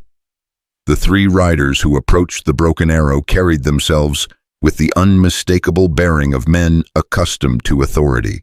The leader, a portly man in an expensive suit, rode a fine bay gelding that probably cost more than most ranchers made in a year. His companions were younger, harder-looking men who might have been lawyers or might have been hired guns in territorial politics. The distinction was often meaningless. "Mr. Cutter," the leader called as they reined in near the house. "I'm Territorial Administrator Harold Wickham. I'd like a word with you about recent events." "What kind of word?" Wickham dismounted with the careful movements of a man unaccustomed to physical exertion. His small eyes took in the bullet holes, the bloodstains in the dust, and the 5 defenders standing together on the veranda, the kind that might prevent future misunderstandings between your operation and territorial law enforcement. There was no misunderstanding, Elias replied. Criminals attacked my property. We defended ourselves. The army confirmed it. Yes, Captain Morrison's report was quite thorough. Wickham's tone suggested he found the military assessment inconvenient. But there are broader concerns here, Mr. Cutter, concerns about precedent and proper order. What kind of precedent? The kind where Apache women take up arms against white men regardless of the circumstances. Such actions, if they become common, could destabilize the entire territorial structure. Maia stepped forward, her voice calm but carrying an edge of steel. We defended our home against criminals. Would you prefer that we allowed ourselves to be murdered? Wickham's eyes fixed on her with the cold appraisal of a man calculating political advantage. You're one of them, aren't you? The squaws who killed those bounty hunters? I am Maia, and I am no man's squaw. I am a partner in this ranch, and I defended it with the same right as any property owner. Gertner. Wickham's eyebrows rose. That's an interesting claim. Do you have legal documentation to support it? Elias stepped between Wickham and Maia, his patience wearing thin. What do you want? Wickham cut to the chase. I want to resolve this situation before it becomes a larger problem. The territorial government is prepared to offer compensation for any property damage and relocation assistance for your employees to a more suitable reservation. They're not going anywhere. Mr. Cutter, please be reasonable. These women are Apache. They belong with their own people, not running a cattle ranch in partnership with a white man. It's simply not natural. Natural according to who? According to the established order of civilized society, according to the clear distinction between the races that God himself has ordained. Iona's voice cut through Wickham's rhetoric like a blade. Your God must be a small and frightened deity if he fears Apache women owning land. The administrator's face flushed red with anger. How dare you? How dare I speak truth? Iona's composure never wavered. I have read your Bible, Mr. Wickham. I see no passages that forbid women of any race from owning property or defending their homes. The Bible also speaks of proper submission to authority. Yes, it does. But which authority yours, which is built on theft and murder, or a higher one that judges men by their actions rather than their skin color? Wickham's companions shifted uncomfortably, their hands moving closer to their weapons. The theological debate was clearly beyond their understanding, but they recognized a challenge to their employer's authority. Careful, Wickham, Miguel warned quietly. Your boys look nervous, and nervous men make mistakes. Tom nodded agreement, his own hand resting casually on his gun butt. Awful lot of mistakes been made around here lately. Wouldn't want to see any more. The tension stretched taut as a bowstring until Wickham finally stepped back, his political instincts overriding his personal anger. This conversation is far from over, Mr. Cutter. The territorial government has resources you can't imagine and patience that makes glaciers seem hasty. We will find a way to resolve this situation. The situation is already resolved, Elias replied. These women are legal residents of Arizona territory, employed on a legitimate ranch and protected by the same laws as any other citizen. Laws can be changed. Interpretations can be adjusted. Remember that. Wickham remounted his expensive horse and gathered his reins. Good day, Mr. Cutter. I suspect we'll be seeing each other again soon. As the 3 riders departed heading north toward the territorial capital, Elias felt the weight of the threat they represented. Kellerman had been a criminal operating outside the law, dangerous but ultimately vulnerable to legitimate authority. Wickham represented something far more formidable, the power of government turned toward oppression under the guise of proper order. He will not give up, Aona said as they watched the dust cloud recede into the distance. No, Elias agreed. Men like that never do. They see any challenge to their worldview as a personal attack. "So what do?" Tom asked. "We get ready for a longer fight, and we make sure we're not fighting it alone." Over the following weeks, the transformation of the Broken Arrow accelerated beyond anything Elias had imagined. True to his word, he filed the legal documents that made all 5 residents equal partners in the ranch, though the territorial clerk who recorded the deeds made his disapproval abundantly clear. The horse breeding program began with Maia's careful negotiations with tribal representatives who arrived under cover of darkness to examine the ranch and judge the character of its owners. The meetings were tense affairs conducted in mixtures of Apache, Spanish, and English, but they ultimately resulted in the purchase of 6 mares and a magnificent stallion whose bloodlines traced back to Spanish conquistadors and Apache raiders in equal measure. The horses brought more than improved breeding stock. They brought credibility within the Apache community and grudging respect from neighboring ranchers who recognized quality animals regardless of their source. Word spread through the territory that the Broken Arrow was producing horses that could outrun outwork and outlast anything else available. But success bred its own problems. As the ranch's reputation grew, so did the attention it attracted from territorial officials, land speculators, and others who saw opportunity in the unusual arrangement that governed the property. The first serious challenge came from an unexpected source. Robert Henderson, whose ranch bordered the Broken Arrow to the north, arrived one morning with a territorial surveyor and a legal document that claimed a disputed boundary line. "Nothing personal, Cutter," Henderson said, as his surveyor began setting up equipment near the spring that provided water for both ranches. "But that spring's been in dispute for 20 years. Time to settle it properly." Elias studied the legal papers Henderson presented, noting the recent date and the signature of a territorial judge he'd never heard of. "Funny timing for a boundary dispute, Bob, right after all the newspaper stories about our Apache partners." "Pure coincidence. My lawyer's been working on this for months." "Your lawyer wouldn't happen to work for Harold Wickham, would he?" Henderson's flush confirmed Elias's suspicion. The boundary dispute was another pressure tactic designed to force the dissolution of the partnership. "Doesn't matter who's behind it," Henderson said defensively. "The law's the law." "Yes, it is," Aona agreed, emerging from the house with a leather portfolio under her arm. "And according to Territorial Statute 247 subsection C, boundary disputes involving water rights must be adjudicated by a panel of 3 property owners from the affected district." Henderson stared at her in surprise. "How do you—" "I read, Mr. Henderson, quite extensively, in fact." She opened the portfolio and withdrew a thick sheaf of papers.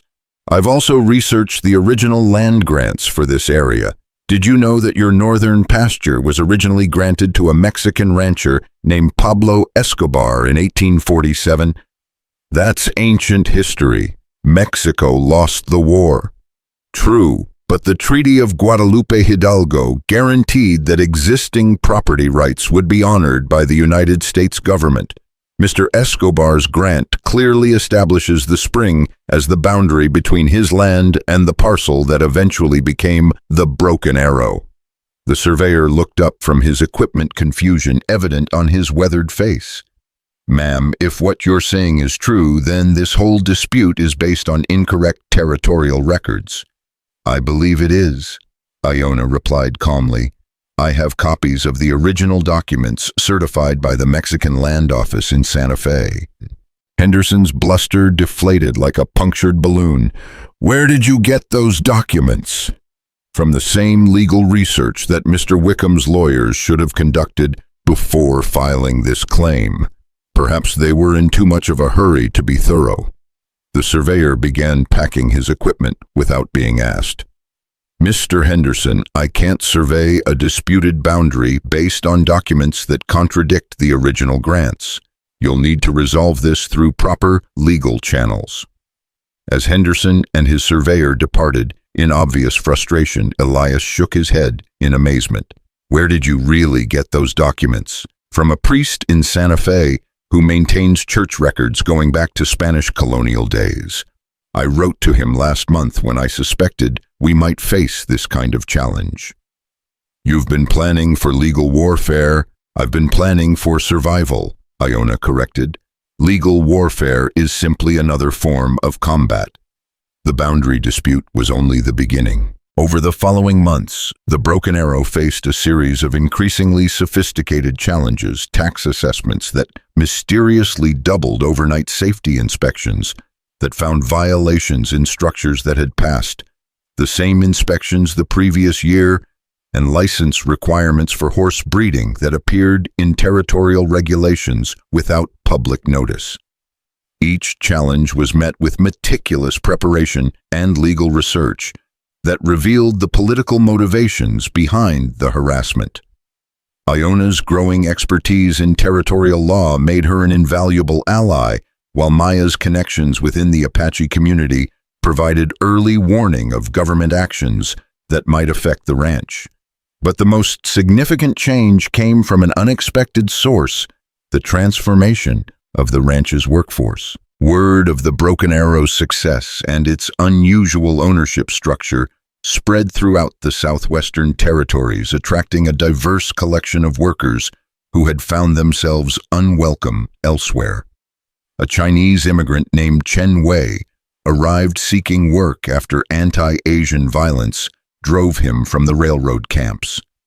Maria Santos Miguel's niece fled an abusive marriage in Sonora and proved herself an expert with both horses and cattle. Two former slaves from Texas, Samuel and Isaiah Washington, brought skills in blacksmithing and leatherwork that proved invaluable for maintaining equipment in the harsh desert environment. Each new arrival expanded the ranch's capabilities while reinforcing its reputation as a place where a person's worth was measured by their contributions rather than their race or background. The Broken Arrow became more than a ranch. It became a demonstration that the American promise of equality and opportunity could work if people were willing to make it work.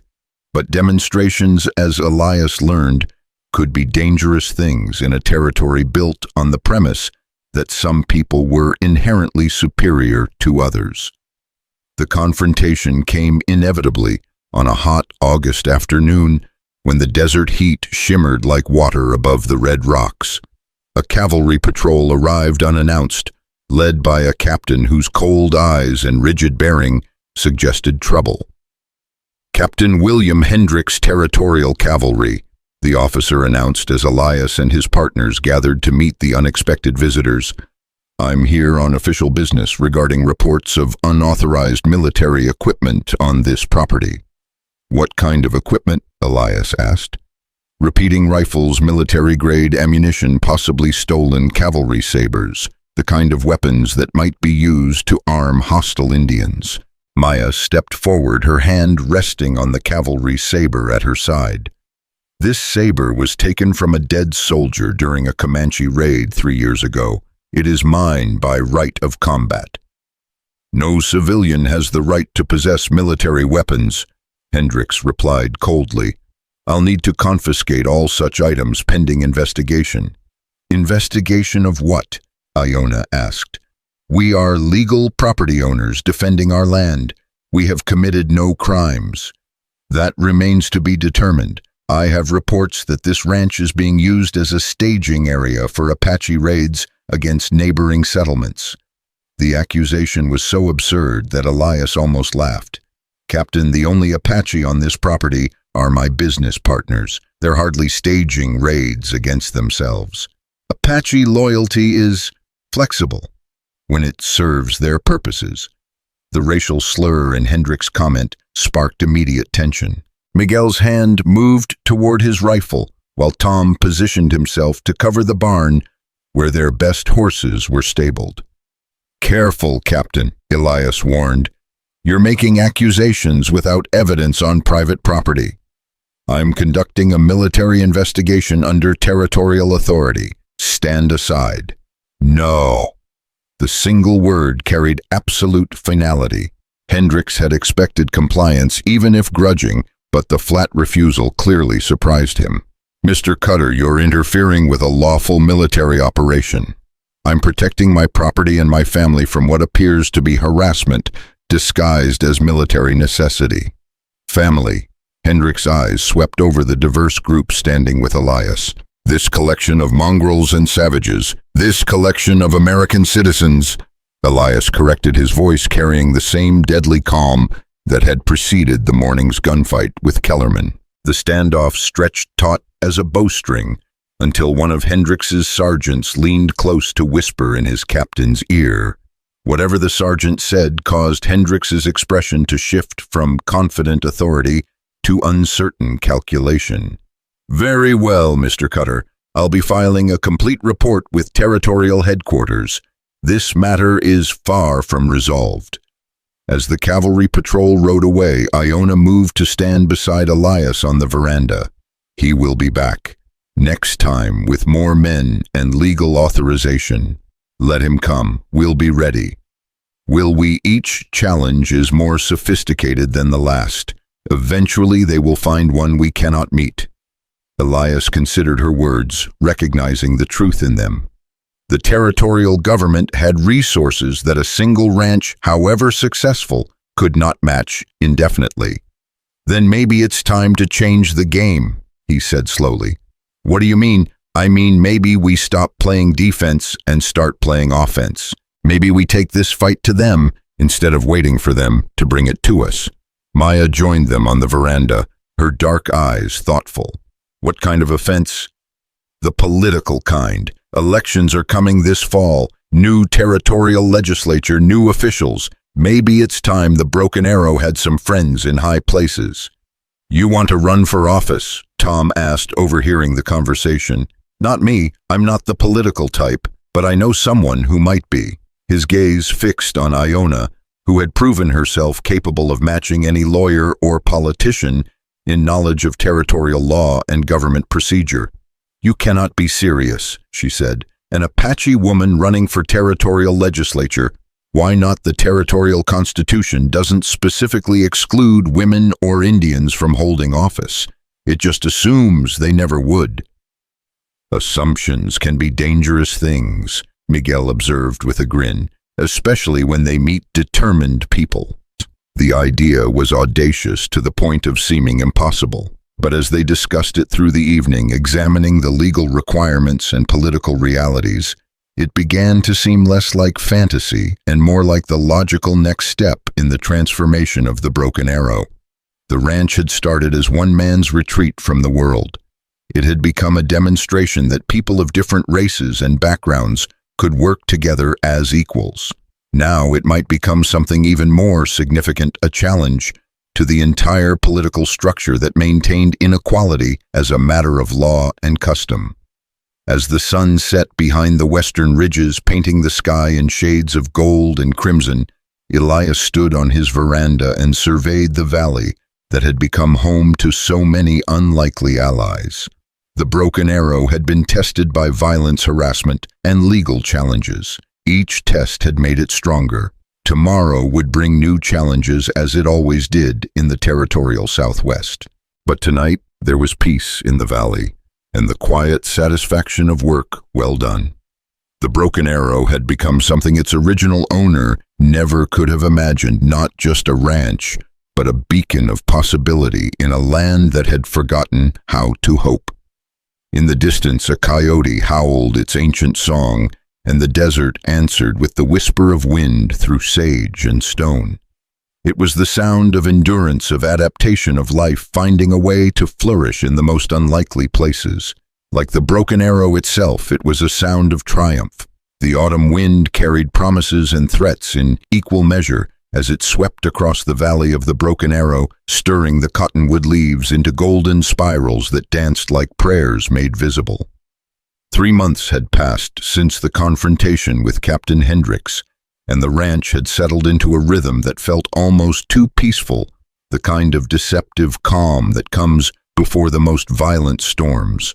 Aona stood at the kitchen window watching the morning sun paint the eastern ridges in shades of amber and rose.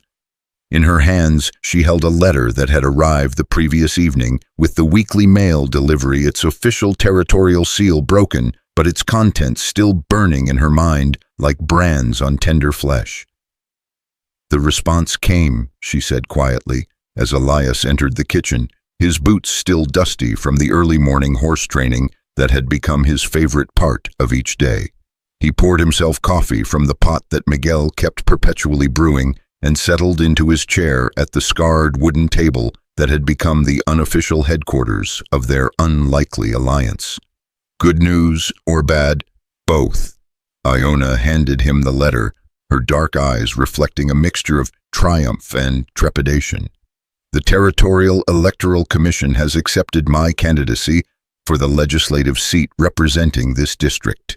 Elias read the formal language twice, letting the magnitude of the moment settle into his consciousness. An Apache woman had been officially recognized as a legitimate candidate for territorial office, something that would have been unthinkable just 5 years earlier. "That's the good news," he said. "What's the bad? My opponent will be Harold Wickham himself. He's resigned his administrative position to run against me personally." The implications hit Elias like a physical blow. Wickham could have remained safely in his bureaucratic position, using his influence to undermine Iona's candidacy from behind the scenes. By stepping forward as her direct opponent, he was making the election a public referendum on everything the Broken Arrow represented. "He's taking a hell of a risk," Elias observed. "If he loses to you, his political career is finished." "Which means he will not allow himself to lose," Maia said, entering the kitchen with her usual silent grace. "Men like Wickham would rather burn the territory than admit an Apache woman might govern it better than they do." Tom burst through the door with the enthusiasm that marked all his movements, his young face flushed with excitement. "Boss, you got to see what's happening on the North Road. Looks like half the territory's heading our way."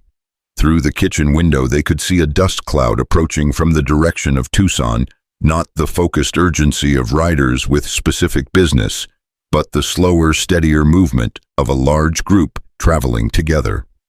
"Probably supporters coming for the campaign announcement," Aona said, though her voice carried uncertainty. "We sent word to tribal representatives and sympathetic ranchers throughout the region." But as the group drew closer, it became clear that this was something larger than a simple political gathering. Wagons mixed with riders, families with children, alongside weathered cowboys and Apache warriors still wearing the paint of ceremony. It looked less like a campaign rally and more like a migration. Miguel emerged from the barn, his weathered face creased with amazement.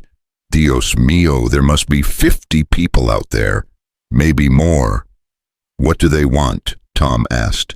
"Same thing we all want, I suspect," Elias replied, watching the approaching crowd with a mixture of pride and apprehension. "A place where they can build something better than what they left behind." The first wagon to reach the ranch yard carried a family. Elias recognized the Johnson's Swedish immigrants who'd been struggling to make their homestead work on marginal land 40 miles to the east. Behind them came the Rodriguez family from Sonora, followed by a group of freed slaves from Mississippi, whose leader Elias had met at a cattle auction in Phoenix. But it was the last group that drew the most attention, a delegation of Apache warriors led by Elias Takoda's nephew, riding with the formal dignity of men conducting important tribal business. "This is unexpected," Aona murmured as Elias dismounted and approached the veranda with measured steps. "My aunt," he said, using the formal address that acknowledged her status as Takoda's widow. "I bring greetings from the remaining free bands of our people." "You are welcome here, nephew, but why do you come with so many?" Nalnish's eyes swept over the gathering crowd, taking in the diversity of faces and the determined expressions that marked people who'd made difficult decisions. "We come because word has spread throughout Apache country about what you have built here, about the election, about the possibility that our people might have a voice in the government that claims to rule us." One voice is hardly enough to change territorial policy. One voice speaking truth can change everything if enough people are willing to listen. The conversation was interrupted by the arrival of more wagons, these carrying supplies rather than families. As the afternoon wore on, it became clear that the gathering at the Broken Arrow was more than a simple show of support. It was the beginning of something unprecedented in territorial history. Samuel Washington, the former slave who'd become the ranch's blacksmith, emerged from the crowd carrying a hastily constructed podium made from wagon boards and barrel staves. "Figured you might need a place to speak from," he told Aona with a grin. "This here's shaping up to be the kind of gathering that needs formal speeches." As evening approached and cook fires began to dot the landscape around the ranch, Elias found himself standing before an audience that represented the true face of the American frontier, not the sanitized version promoted in Eastern newspapers, but the messy, complicated, beautiful reality of people from every conceivable background trying to build new lives in an unforgiving land. "I'm not much for speeches," he began, his voice carrying clearly in the still desert air, "but I reckon most of you didn't come here to listen to me anyway." Laughter rippled through the crowd, easing some of the tension that comes with historic moments. "What we've built here at the Broken Arrow isn't perfect," Elias continued. "Hell, some days it barely works at all, but it's built on an idea that I think most of you share, that a person's worth shouldn't be measured by the color of their skin or the place they were born, but by what they're willing to contribute to the common good." "Amen to that," called out a voice from the crowd. "Now I could stand up here and tell you that Aona Martinez," he used the surname she'd adopted for legal purposes, "is the smartest, most capable person I've ever met. I could tell you that she knows territorial law better than most lawyers and cares more about justice than most judges. But you didn't come here to take my word for anything." He stepped aside, gesturing toward the woman who'd become the heart of everything the Broken Arrow represented. "You came to hear from her directly, so I'll let her speak for herself." Aona rose from her chair with the same fluid grace that marked all her movements, but Elias could see the steel beneath her calm exterior. This was the moment that would define not just her candidacy, but the future of everything they'd built together. "My friends," she began, her voice carrying the authority that came from years of surviving in a world that considered her existence an inconvenience. "I stand before you tonight not as an Apache woman seeking to represent white voters, nor as a territorial resident trying to speak for tribal interests. I stand before you as an American seeking to represent all Americans who believe in the promise this land offers." The crowd grew still, sensing that they were witnessing something that would be remembered long after the immediate political battles were forgotten. Harold Wickham and men like him would have you believe that there is a natural order to things, that some people are born to rule while others are born to serve. They point to the color of my skin, to my Apache heritage, to my gender, and they say these things disqualify me from full participation in American democracy. But I say they are wrong. I say that democracy is not a privilege to be hoarded by the few, but a responsibility to be shared by all who call this land home. I say that the promise of America, that all people are created equal and endowed with certain unalienable rights, applies to everyone, or it applies to no one. The applause that erupted was spontaneous and sustained, but Aona raised her hand for quiet.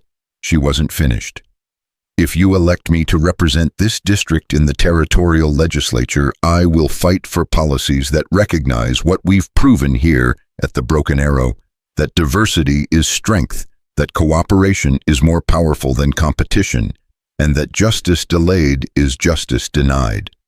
I will fight for equal education opportunities regardless of race or gender. I will fight for fair labor practices that protect workers from exploitation. I will fight for land policies that favor family farmers over corporate speculators. And I will fight for the recognition that the indigenous peoples of this land have rights that must be respected, not merely acknowledged when convenient." Nalnish stood and spoke in Apache, his words carrying across the crowd, with the formal cadence of tribal oratory. When he finished, he switched to English for the benefit of the non-Apache listeners. My aunt speaks truth. The Apache have watched the white government make promises. Like seeds scattered on stone, they sprout briefly, then wither when the rains of convenience stop falling. But here at this place you call the Broken Arrow, we have seen promises kept. We have seen different peoples work together as equals. If such things are possible in this valley, perhaps they are possible in the halls of government as well. The political rally transformed into something resembling a camp meeting as the evening wore on, with speakers from every segment of the assembled crowd sharing their stories and their hopes for the future. The Swedish farmers talked about the challenges of proving up homestead claims when territorial officials seemed determined to favor established ranchers. The Mexican families described the difficulties of maintaining their property rights in a system that viewed them with suspicion. The former slaves spoke about the ongoing struggle to claim the full citizenship that the Civil War had supposedly guaranteed. But it was Chen Wei, the Chinese immigrant who'd found refuge at the Broken Arrow after fleeing anti-Asian violence, who perhaps captured the evening's theme most eloquently. In my homeland, he said, in carefully practiced English, we have saying, when wind of change blows, some people build walls, others build windmills. Tonight I see people who choose to build windmills, who choose to use the force of change to create power for everyone, not just themselves. As the formal speeches gave way to informal conversations around the scattered cook fires, Elias found himself walking the perimeter of the gathering with Maia, both of them instinctively checking for signs of trouble in the darkness beyond the firelight. This is bigger than we expected. She observed her warrior's instincts, attuned to the tactical implications of having so many people concentrated in one location. Bigger than I ever imagined when I invited 2 Apache women to stay for a few weeks. Elias agreed. The question is whether it's too big to control. Control is illusion. What matters is direction. And what direction do you see? Maia paused in her walking, her dark eyes reflecting the distant firelight as she considered the question. I see the direction that water takes when a dam breaks, powerful, unstoppable, but not necessarily going where anyone planned. That's what I'm afraid of. Fear is appropriate, but so is hope. Change this significant always carries both possibilities. Destruction and creation often wear the same face. Their conversation was interrupted by the approach of a rider whose horse moved with the urgent rhythm of important news.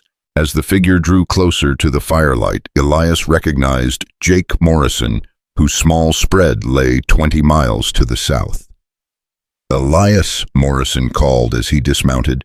Thank God you're here. I got news from Tucson that couldn't wait for morning. What kind of news?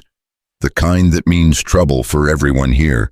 Wickham's called in federal troops from Fort Grant, claims there's evidence of an armed uprising being planned by hostile Indians and their white accomplices. The words hit the gathering like a physical blow.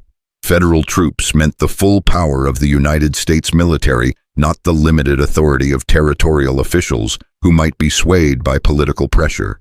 How many troops? Aona asked, appearing beside them with the silent efficiency that marked all her movements. Full company of cavalry plus artillery, maybe 200 men total. When will they arrive? Day after tomorrow if they're pushing hard. 3 days if they're taking their time. Elias felt the weight of responsibility settle on his shoulders like a lead blanket. 200 federal troops against 50 or 60 civilians, many of them families with children. It wouldn't be a battle, it would be a massacre. We have to disperse the gathering, he said. Get everyone away from here before the troops arrive. No, Aona said firmly. That would only confirm Wickham's claims about criminal conspiracy. If we run now, we validate everything he said about us. If we stay, we give him the chance to prove his point with artillery. Nalnish emerged from the shadows, having overheard the conversation. My aunt is correct. Running would dishonor the courage these people have shown by coming here, but staying as we are would be suicide. Then what do you suggest? We give the federal commander what he expects, to find a peaceful political gathering conducted under the protection of American law. We make it impossible for him to justify violence without destroying his own credibility. How? We make this gathering so obviously legal, so transparently democratic, that attacking it would be attacking democracy itself. The plan that emerged from their hurried consultation was audacious in its simplicity. Instead of dispersing or attempting to defend their position, they would transform the gathering into a formal political convention, complete with elected delegates, recorded proceedings, and a platform of legislative proposals that could be presented to the territorial government as the product of legitimate democratic process.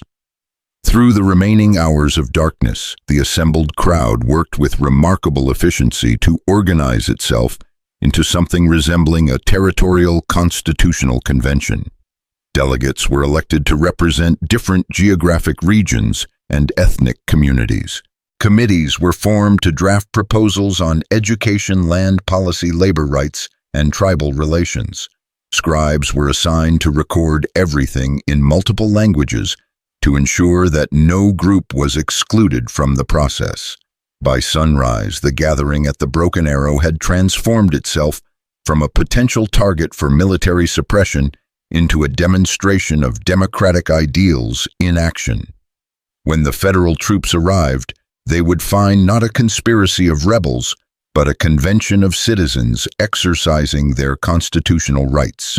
But as the morning sun climbed higher in the eastern sky, bringing with it the dust cloud that announced the approach of the cavalry, Elias couldn't shake the feeling that they were about to discover whether American ideals were strong enough to withstand the test of American reality. The Broken Arrow had become something none of them had planned, not just a ranch, not just a political campaign, but a symbol of what the American experiment could become if people were brave enough to take its promises seriously. Soon they would learn whether courage was enough to make those promises come true.